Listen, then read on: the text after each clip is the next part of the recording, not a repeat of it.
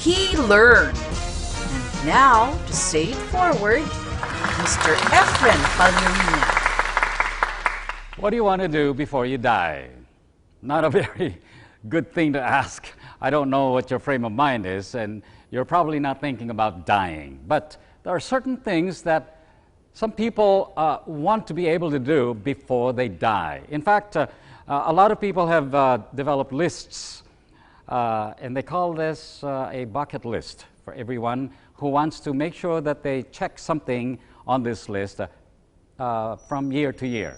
And they want to finish the list before they die. They call this the bucket list. And it's from the term kick the bucket.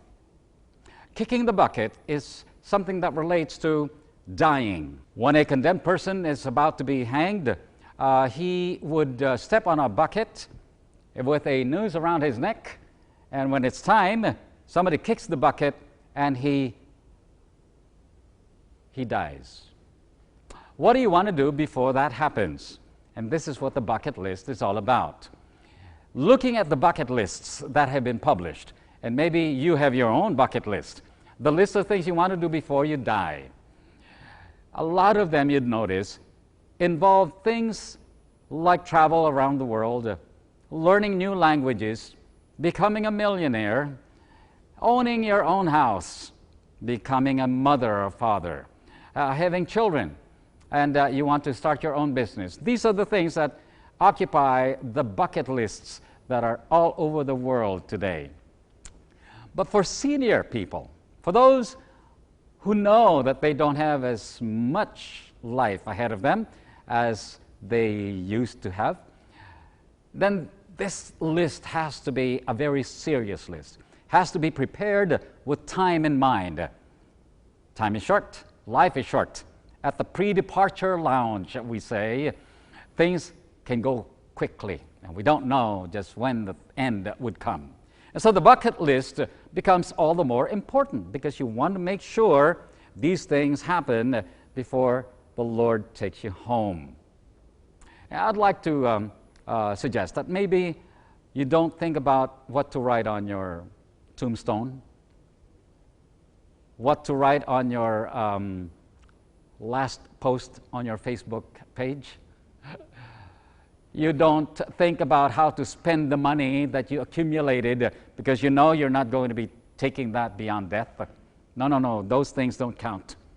At this point in your life, when you're thinking about the final things you want to do, you need to be intentional about the things you put on your bucket list. May I suggest 3 things? First of all, how about rejoicing?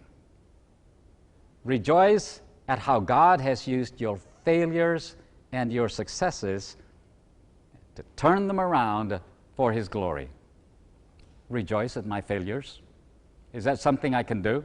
If we have never done that, it's time to be thinking about doing it for real.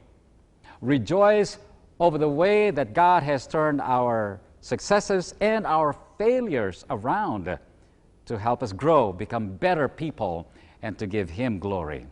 Have you ever thanked God for Him, for His action in that area of your life?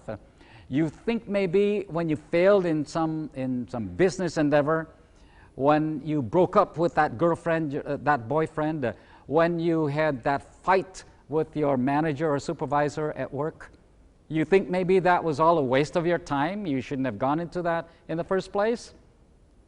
God could take those things, turn them around, help you become a better person because of them. Rejoice. Rejoice. The first thing you can do, if you haven't done it, make that part of your bucket list before you die. Number 2, how about remember? Remember those who are struggling in life, those who are marginalized. Remember those who don't have an umbrella because they couldn't buy an umbrella, and you're trying to help them by maybe giving them a chance to walk in the rain. Maybe remember those who are kept from having a voice in society. Maybe remember those who have been deprived of the good things in life that we enjoy. Remember those who are struggling, who are working just as hard as you are, but are not getting what they deserve. Remember those who feel they are being mistreated, and treated unjustly. Rejoice, remember.